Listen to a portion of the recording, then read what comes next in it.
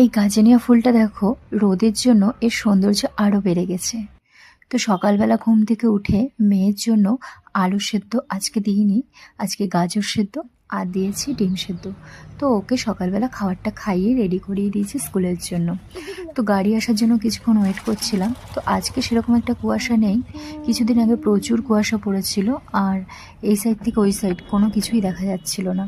তো গাড়ি চলে এসেছে, চলো আগে গাড়িতে তুলে দেওয়া যাক। গাড়িতে তুলে দেওয়ার পর আমার আরও অনেক কাজ আছে ঘরে গিয়ে। তো দেখো, ওকে তো গাড়িতে তুলে দিলাম, আর এদিকে কাজের উনি কাজ করতে লেগে গেছে। আর আমি এবার ঘরে যাব, ঘরে গিয়ে বিছানাপত্রটা ভালো করে গুছিয়ে নেব। বিছানাপত্র গোছানো হয়ে গেলে তারপরে ভাবছি আজকে বেড কভারটা খুলবো, খুলে অন্য একটা কভার লাগাবো। তো জানালাটা খুলে দিলাম, যেহেতু সকালবেলা, সকাল ওই 11টা অবধি জানালাটা খোলা রাখি, তারপরে আবার বন্ধ করে দিই। তো আজকে এই বেড কভারটা পাতলাম। অ্যাকচুয়ালি আমার নিচটায় মার্বেল নেই বলে ঘরটা অতটা সুন্দর লাগে না, আর তাছাড়া যতই সাজিয়ে গুছিয়ে রাখি সেভাবে ভালো লাগে না।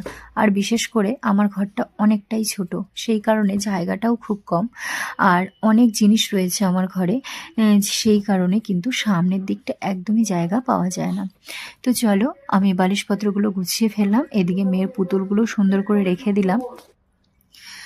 তো সব কিছু তো কমপ্লিট হয়ে গিয়েছে গোছানো। এবার ঘরটা আমি ঝাড় দিয়ে নেব ভালো করে, সেটা তোমাদের দেখালাম না আজকে।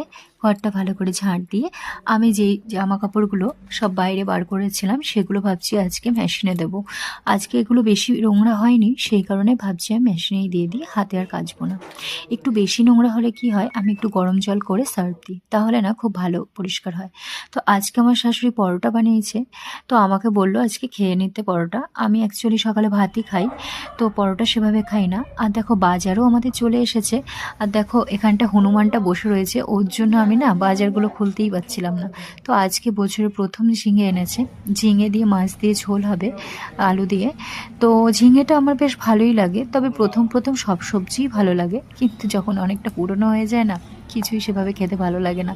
যেমন ধরো ফুলকপি, এখনকার দিনে একঘেয়েমি ফুলকপি খেয়ে খেয়ে আর ফুলকপির দিকে ইচ্ছেই নেই খাওয়ার, মানে ওটা দেখতেই ইচ্ছে করে না যাকে বলে। তো দেখো, আমি এই খোসাগুলো না ঝিঙের ফেলে না দিয়ে একটুখানি বাটা করব ভাবছি। আমার আবার ভাত না খেলে যেহেতু চলে না, আমি ভাবছি ওই 11:30 12টার দিকে অল্প কিছুটা ভাত খেয়ে নেবো, মানে অল্প বলতে খুবই সামান্যই খাবো।